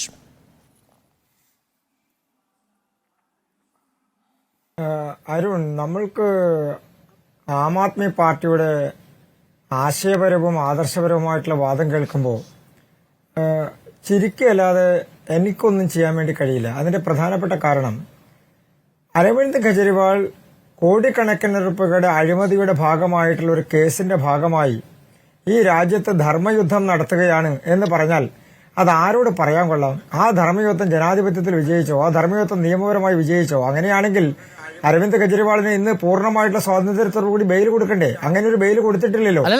ആ തരത്തിലുള്ള അരവിന്ദ് കെജ്രിവാളിന് ജാമ്യം അനുവദിച്ചിരിക്കുന്നത് ജാമ്യാപേക്ഷയിന്മേലല്ല എന്നത് ശ്രദ്ധിക്കണം. ഞാൻ ശ്രീ അഭിലാഷിലേക്ക് കൂടി വരാം. കാരണം ഈ കേസുമായി ബന്ധപ്പെട്ട അറസ്റ്റ് നിയമവിരുദ്ധമാണ് എന്ന വാദത്തിന്മേലാണ് ഇവിടെ ജാമ്യം അനുവദിച്ചിരിക്കുന്നത്. ജാമ്യാപേക്ഷയിൽ പോലും അല്ല എന്നാണ് ഞാൻ മനസ്സിലാക്കുന്നത്. എന്ന് പറഞ്ഞാൽ കേസിന്റെ മെറിറ്റിലേക്ക് കടന്നില്ലെങ്കിൽ പോലും ചില സൂചനകളാണ്. അതൊരു ധർമ്മയുദ്ധമാണ് ആ അർത്ഥത്തിൽ. ഞാൻ അതിലേക്ക് വരാൻ പോയപ്പോ അരുൺ ആ ചോദ്യം ചോദിച്ചത് നന്നായി. ആ തരത്തിൽ കോടതി ഇതൊരു വിശാല ബെഞ്ചിലേക്ക് വിടാനുള്ള കാരണം എന്തായിരുന്നു? അരവിന്ദ് കെജ്രിവാളിന്റെ അറസ്റ്റ് ഇല്ലീഗലാണ് എന്നുള്ള അവരുടെ കേസ്. ആ കേസ് പരിഗണിക്കുമ്പോൾ അത് അരവിന്ദ് കെജ്രിവാൾ എന്നല്ല ഏതൊരാളും അയാളെ അറസ്റ്റ് ചെയ്തിരിക്കുന്നത്, ഒരാളെ അറസ്റ്റ് ചെയ്യുന്നത് തെറ്റായിട്ടുള്ള നടപടിയുടെ ഭാഗമായിട്ടാണ്, യാതൊരു തെളിവുകളുമില്ലാതെയാണ് എന്ന് കോടതിയിൽ ബോധ്യപ്പെടുത്തുന്ന ഒരു സാഹചര്യം ഉണ്ടായാൽ, അങ്ങനെ ഒരു വാദം കൊണ്ടുവന്നാൽ അത് പരിശോധിക്കുക എന്നുള്ളത് കോടതികളുടെ പരമമായിട്ടുള്ള അടിസ്ഥാനപരമായിട്ടുള്ള ഒരു വസ്തുതയാണ്. അത് പരിശോധിക്കപ്പെടും. അതിൽ പ്രത്യേകമായി അരവിന്ദ് കെജ്രിവാൾ ഒന്നും ചെയ്യണമെന്നില്ല. അദ്ദേഹത്തിന്റെ വാദത്തിന്റെ അടിസ്ഥാനത്തിൽ അങ്ങനെ ഒരു സാഹചര്യം നിയമപരമായി ഉണ്ടോ എന്ന് പരിശോധിക്കുക എന്നുള്ളത് രണ്ടംഗ ബെഞ്ചിനോ മൂന്നംഗ ബെഞ്ചിനോ കഴിഞ്ഞില്ലെങ്കിൽ അത് വിശാല ബെഞ്ചിലേക്ക് വിടും. ഭരണഘടനാപരമായിട്ടൊരു പ്രശ്നമായിട്ടത് പരിഗണിക്കും. അതിൽ എന്താ തെറ്റുള്ളത്? ലളിതാകുമാരീസ് കേസ് വന്ന സമയത്ത് FIRമായി ബന്ധപ്പെട്ടുകൊണ്ട് നമ്മുടെ രാജ്യത്ത് നാളിതുവരെ നിലനിന്നിരുന്ന സംവിധാനങ്ങളെല്ലാം മാറിയില്ലേ? FIR രജിസ്റ്റർ ചെയ്യുന്നതിന് മാനദണ്ഡം കൊണ്ടുവന്നില്ലേ സുപ്രീം കോടതി? FIRകൾ എപ്പോൾ രജിസ്റ്റർ ചെയ്യണം, എങ്ങനെ രജിസ്റ്റർ ചെയ്യണം, അതിന്റെ അവകാശം എന്താണ്, അതിൽ വിക്ടിമായിട്ടുള്ള ആളുടെ അവകാശം എന്താണ്, അതിലെ ഡിഫാക്ടോ നിർത്തിക്കൊണ്ടാണ് സുപ്രീം കോടതി ഇത് വിശാല ബെഞ്ചിന് വിട്ടിരിക്കുന്നത്. എല്ലാ കേസുകളിലും നിങ്ങൾ ഒരേപോലെ പാരിറ്റി ഇതിൽ പരിഗണിക്കുന്നുണ്ടോ? തുല്യമായിട്ടാണോ ആരോപണ വിധേയർക്കെതിരെ നിങ്ങൾ കേസെടുക്കുന്നത് തുടങ്ങിയ ചോദ്യങ്ങളൊക്കെ ഈ ഭാഗമാണ്. P കൃഷ്ണദാസ്, ഞാൻ അങ്ങയിലേക്ക് വരാം. നിതീഷിന് കുറച്ച് സമയമേ കിട്ടുള്ളൂ. നിതീഷ്, ഒരു മിനിറ്റിനുള്ളിൽ എനിക്കൊരു മറുപടി വേണം. ധർമ്മയുദ്ധമാണ് നടക്കുന്നത്. ഞാൻ തിരിച്ചു വരാം. P കൃഷ്ണദാസ്, തീർച്ചയായിട്ടും ഞാൻ അഭിലാഷിലൂടെ പോയതിനു ശേഷം താങ്കളിലാണ് അവസാനിപ്പിക്കുക. നിതീഷ് നാരായണൻ, ഇതൊരു ധർമ്മയുദ്ധമാണെന്ന് ആം ആദ്മി പാർട്ടി പറയുന്നു. ഇതൊരു ധർമ്മയുദ്ധമല്ല. ആം ആദ്മി പാർട്ടിയുടെയും ഇന്ത്യ മുന്നണി നേതാക്കളുടെയും ഒക്കെ EDയോടുള്ള പോരാട്ടം ധർമ്മയുദ്ധമാണെന്ന് പറഞ്ഞാൽ ചിരിവരുമെന്നാണ് BJP നേതാവ് പറയുന്നത്. നോക്കൂ, നേരത്തെ സമയം കിട്ടാതിരുന്നതുകൊണ്ട് തന്നെ എനിക്കൊന്ന് ഇനിയൊരു റൗണ്ട് നമുക്കില്ല എന്നുള്ളത് കൊണ്ട് ഒരു 5 പോയിന്റ് വളരെ പെട്ടെന്ന് ഞാൻ പറഞ്ഞ് അവസാനിപ്പിക്കാം. ഒന്ന്, നേരത്തെ സൂചിപ്പിച്ചതുപോലെ അരവിന്ദ് കെജ്രിവാളിൻ്റെ കേസിൽ വന്നിട്ടുള്ള ഈ ഇടക്കാല ജാമ്യം ഇത് ആദ്യത്തെ അനുഭവമല്ല. ഇതേ അനുഭവമാണ് പ്രബീർ പുർക്കായസ്ഥയുടെ വിഷയത്തിലുണ്ടായത്. എന്ന് വെച്ചാൽ അറസ്റ്റ് ചെയ്ത നടപടിയെ തന്നെ കോടതി റദ്ദ് ചെയ്യുകയാണ് ചെയ്തത്. അതായത് കേസിൻ്റെ മറ്റ് ഒരു അറസ്റ്റ് ചെയ്യുന്ന പ്രൊസീജിയർ മുതൽ ജനാധിപത്യ ധ്വംസനമാണ് നടന്നുകൊണ്ടിരിക്കുന്നത്. ആളുകളുടെ അവകാശമാണ് ഹനിക്കപ്പെട്ടുകൊണ്ടിരിക്കുന്നത്. മറ്റൊരു കാര്യം നേരത്തെ സൂചിപ്പിച്ച എങ്ങനെയാണ് ED ഒരു രാഷ്ട്രീയ ആയുധമായിട്ട് മാറുന്നത് എന്നുള്ളത്. നേരത്തെ ഡോക്ടർ അരുൺ തന്നെ ചില കണക്കുകൾ സൂചിപ്പിച്ചു. എത്ര ശതമാനം പ്രതിപക്ഷ നേതാക്കൾ ഇതിൻ്റെ ഭാഗമായിട്ടുണ്ട് എന്നെല്ലാം ആയിട്ടുള്ള കാര്യങ്ങൾ. അപ്പോൾ അജിത് പവാറിൻ്റെ പേരിൽ കേസ് ഉണ്ടായിരുന്നല്ലോ. അജിത് പവാറിൻ്റെ പേരിൽ ഇപ്പോൾ അന്വേഷണം നടക്കുന്നില്ല. അദ്ദേഹം അറസ്റ്റ് ചെയ്യപ്പെടുന്നില്ല. എന്തേ അറസ്റ്റ് ചെയ്യപ്പെടാത്തത്? അദ്ദേഹം BJP-യിലെത്തി എന്നുള്ളതാണ് ഒറ്റ കാരണം. എത്ര ആളുകൾ നമുക്ക് കാണാൻ വേണ്ടി പറ്റുമോ? പ്രഫുൽ പട്ടേൽ, അതുപോലെ തന്നെ അശോക് ചവാൻ, നവീൻ ജിൻഡാൽ. ഇപ്പോൾ 3 തവണ കോൺഗ്രസിൻ്റെ MP ആയിട്ട് കുരുക്ഷേത്രയിൽ നിന്ന് ജയിച്ച ആളാണ്. ഇത്തവണ BJP-യുടെ MP ആയിട്ടാണ് മത്സരിച്ചത്. ഇതിൻ്റെ ഇടയിലുണ്ടായ ഒരേ ഒരു മാറ്റം അദ്ദേഹത്തിൻ്റെ സ്ഥാപനത്തിൽ ED റെയ്ഡ് നടന്നു എന്നുള്ളതാണ്. സുവേന്ദു അധികാരി, അതുപോലെ ഹിമന്ത ബിശ്വ ശർമ്മ തുടങ്ങിയിട്ടുള്ള എത്രയോ ആളുകളെ നമുക്ക് കാണാൻ വേണ്ടി പറ്റും. BJP-യിലേക്ക് കൂറുമാറുന്നതോടുകൂടിയിട്ട് എല്ലാ അന്വേഷണങ്ങളും അവസാനിപ്പിക്കുകയും പിന്നെ ഒരു അന്വേഷണത്തെയോ ജയിൽ കാലത്തെയോ ഒന്നും നേരിടേണ്ടി വന്നിട്ടില്ലാത്ത കാര്യം നമുക്ക് കാണാൻ വേണ്ടിയിട്ട് പറ്റും. ഇതിനെങ്ങനെയാണ് നമ്മൾ വ്യാഖ്യാനിച്ചെടുക്കേണ്ടത്? മറ്റൊന്ന്, രാജ്യം കണ്ട ഏറ്റവും വലിയ അഴിമതി, രാജ്യത്തിൻ്റെ സാമ്പത്തിക ഭദ്രതയെ തകർക്കുന്ന ഏറ്റവും ഭീകരമായിട്ടുള്ള കണക്ക് നമ്മൾ കണ്ടപ്പോഴാണ് അത് ഇലക്ട്രൽ ബോണ്ടിൻ്റെ വിഷയത്തിലായിരുന്നു. ആ ഇലക്ട്രൽ ബോണ്ടിൻ്റെ വിഷയത്തിൽ പല കമ്പനികളും ഉൾപ്പെട്ടിട്ടുള്ള പല കമ്പനികളും തന്നെ ഈ ഗവൺമെൻറ്റിൻ്റെ കോൺട്രാക്റ്റുകൾ ലഭിച്ച കമ്പനികളാണ് നമ്മൾ കണ്ടിട്ടുണ്ട്. മാത്രമല്ല അവർ നടപ്പിലാക്കിയിട്ടുള്ള പല പദ്ധതികളും, ഇപ്പോൾ മേഗാ കൺസ്ട്രക്ഷൻസ്, അഹമ്മദാബാദിൽ തകർന്നു വീണ ബ്രിഡ്ജ് ഉണ്ടാക്കിയവരാണ് മേഗാ കൺസ്ട്രക്ഷൻസ്. അവരാണ് ഇലക്ട്രൽ ബോണ്ട് നൽകിയിട്ടുള്ളത്. നവയുഗ എന്ന് പറയുന്ന കമ്പനി, അവരാണ് ഉത്തരാഖണ്ഡിലെ തകർന്ന ടണൽ നിർമ്മിക്കുവാൻ വേണ്ടിയിട്ട് വന്നിട്ടുള്ളത്. ഇങ്ങനെ രാജ്യത്തെ ജനങ്ങളുടെ ജീവിതത്തെ പോലും അപകടപ്പെടുത്തി. ഇവർക്കൊന്നും എതിരായിട്ട് അന്വേഷണമില്ല. ഇവരൊന്നും EDയുടെ കേസിൽ പെടുന്നില്ല. എന്തുകൊണ്ട് പെടുന്നില്ല? ഇവരെല്ലാം BJP-യുടെ സാമ്പത്തിക സ്രോതസ്സാണ് എന്ന് ഇലക്ട്രൽ ബോണ്ടിൻ്റെ കണക്ക് കോടതിയുടെ ഇടപെടലിൻ്റെ ഭാഗമായിട്ട് പുറത്തു വന്നതോടുകൂടിയിട്ട് നമ്മൾ കണ്ടു. ഇത് പാലത്തിൻ്റെ കാര്യത്തിൽ മാത്രമല്ല ഉള്ളത് കേട്ടോ. നമ്മൾ കാണേണ്ടത് രാജ്യത്തെ മെഡിക്കൽ കമ്പനികളെ നോക്കുക. ഇലക്ട്രൽ ബോണ്ട് നൽകിയിട്ടുള്ള പല മെഡിക്കൽ കമ്പനികളും ഒരു ഘട്ടത്തിൽ EDയുടെ അന്വേഷണം നേരിട്ടവരാണ്. പലതരത്തിലുള്ള ഇറഗുലാരിറ്റീസ് ഉണ്ടായിരുന്ന ആളുകളാണ്. അപകടകരമായിട്ടുള്ള മരുന്നാണ് നിർമ്മിക്കുന്നത് എന്നുള്ള മെഡിക്കൽ ഏജൻസികളുടെ കണക്കുള്ള പല കമ്പനികളും ഉണ്ട്. അത് ഞാൻ അവസാനം പറയാം. അപ്പോൾ ഇവർക്കൊന്നും എതിരായിട്ട് അന്വേഷണം നടക്കില്ല. ഇപ്പം അടുത്ത് തന്നെ എത്ര എയർപോർട്ടുകൾ തകർന്നു വീണു, എത്ര പാലങ്ങൾ ഈ കഴിഞ്ഞ ദിവസങ്ങളിൽ തകർന്നു വീണു. ഏതെങ്കിലും എതിരായിട്ട് ഏതെങ്കിലും ഒരു അന്വേഷണം ഈ രാജ്യത്ത് നടക്കും? ഒന്നും നടക്കാൻ വേണ്ടി പോകുന്നില്ല. കാരണം ഇവരെല്ലാം BJP-യുടെ കീഴിൽ ഈ അന്വേഷണം നടന്നു കഴിഞ്ഞാൽ രാജ്യത്തെ കൊള്ളയടിക്കുന്ന BJP-യുടെ കണക്കിലേക്ക് ഇത് എത്തിപ്പെടും എന്നുള്ളതാണ്. ഞാൻ പറയുന്നത് ഇത്രയേ ഉള്ളൂ. ഇത് സാമ്പത്തികമായിട്ടുള്ള അട്ടിമറിയും അഴിമതി മാത്രമല്ല ഇവിടെ നടക്കുന്നത്. ഇവിടെ നടക്കുന്ന ജനങ്ങളുടെ ജീവിതത്തെ തന്നെ അപകടത്തിൽപ്പെടുത്തി ആളുകളെ കൊല്ലാൻ വേണ്ടി കൊടുക്കുകയാണ്. രാജ്യത്തെ ഈ പാലങ്ങൾ, എയർപോർട്ടുകൾ, അതുപോലെ തന്നെ ഈ നിർമ്മാണങ്ങൾ, തുരങ്കങ്ങൾ, ഇതെല്ലാം ഇങ്ങനെ വിശ്വാസയോഗ്യമില്ലാത്ത ആളുകൾക്ക് കൊള്ളയിലൂടെ കൊടുക്കുക എന്ന് പറഞ്ഞാൽ രാജ്യത്തെ ജനങ്ങളുടെ ജീവിതം തകർക്കുക എന്നുള്ളതാണ്. വളരെ പ്രധാനപ്പെട്ടതാണ്. നമ്മൾ ഈ ചർച്ച അവസാനിപ്പിക്കുമ്പോൾ ഇതിൽ ഈ സസ്പീഷൻ കൊണ്ട് നിങ്ങൾക്ക് സംശയമുണ്ട് എന്ന് കരുതി ഒരാളെ അറസ്റ്റ് ചെയ്യാൻ കഴിയില്ല എന്ന വളരെ സുപ്രധാനമായൊരു നിരീക്ഷണം കൂടി കോടതി ഇന്നിപ്പോൾ അരവിന്ദ് കെജ്രിവാളിൻ്റെ കേസിൽ നടത്തുന്നു. രണ്ടാമത്തെ ഒരു പ്രധാനപ്പെട്ട കാര്യം, ഇതിൽ ജാമ്യാപേക്ഷന്മേലല്ല ജാമ്യം കൊടുത്തിരിക്കുന്നതെന്നാണ് ഞാൻ മനസ്സിലാക്കുന്നത്. ഈ അറസ്റ്റിൻ്റെ നിയമസാധുത തേടിക്കൊണ്ടുള്ള ഒരു ഹർജിയിന്മേലാണ് ഇപ്പോൾ ഈ ജാമ്യം തന്നെ അനുവദിച്ചിരിക്കുന്നത്. പ്രബീർ പുർക്കായസ്ഥയ്ക്ക് ജാമ്യം അനുവദിക്കുന്നു, ഒപ്പം ഹേമന്ത് സോറന് ജാമ്യം അനുവദിക്കുന്നു, ആം ആദ്മി പാർട്ടിയിലെ മറ്റു 2 നേതാക്കൾക്ക് ജാമ്യം അനുവദിച്ചു, അരവിന്ദ് കെജ്രിവാളിനും ജാമ്യം അനുവദിച്ചു. അപ്പോൾ ഈ പ്രൊസീജിയറിൽ തന്നെ കുഴപ്പങ്ങളുണ്ട് എന്ന് കോടതിക്ക് ബോധ്യപ്പെട്ടു തുടങ്ങുകയാണ്. മെറിറ്റിലേക്ക് കടക്കുന്നതിന് മുൻപ് അങ്ങനെ വ്യാഖ്യാനിക്കാൻ കഴിയുമോ? MR അഭിലാഷ്. ശ്രീ അരുൺ, പങ്കജ് ബൻസാൽ കേസ് മുതൽ ഇങ്ങോട്ടുള്ള എല്ലാ വിധികളിലും പറയുന്നത് റീസൺ ടു ബിലീവ് എന്ന് പറയുന്നത് ഒരു ഫാൻസിഫുൾ ആയിട്ടുള്ള ഒരു കാര്യമല്ല. ഗ്രേവ് ആയിട്ടുള്ള സസ്പീഷന്റെ അടിസ്ഥാനത്തിലോ അൺലെസ് ദർ ആർ റീസൺസ്, ശക്തമായിട്ടുള്ള കാരണങ്ങളില്ല എങ്കിൽ ആ കാരണങ്ങൾ എഴുതി കൊടുക്കേണ്ടതായിട്ടുണ്ട്. അപ്പൊ അത്തരത്തിൽ അറസ്റ്റിന് നിദാനമാകുന്ന കാരണങ്ങൾ റെക്കോർഡ് ചെയ്യേണ്ടതായിട്ടുണ്ട് എന്ന് പറയുമ്പോൾ തന്നെയും കോടതി അത് സംബന്ധിച്ചിട്ടുള്ള കോടതിയുടെ സമീപനമാണ് വ്യക്തമാക്കുന്നത്. നിയമത്തിൽ വ്യാഖ്യാനം കുറച്ചുകൂടെ കൃത്യതയാർന്നു വരികയാണ്.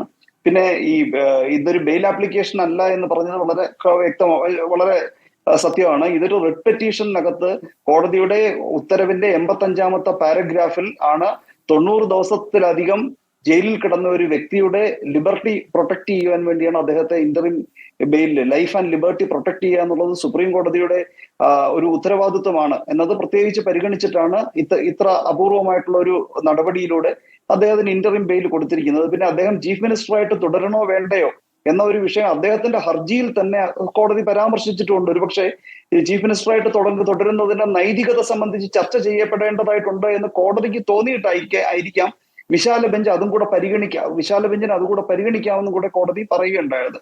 അപ്പൊ എല്ലാ തരത്തിലൊരു സമഗ്രമായിട്ടുള്ള പരിഗണന ആവശ്യമുണ്ട് എന്ന് കോടതി റെക്കഗ്നൈസ് ചെയ്യുന്ന ഒരു വിഷയം തന്നെയാണ്. വളരെ പ്രധാനപ്പെട്ട കാര്യമാണ്.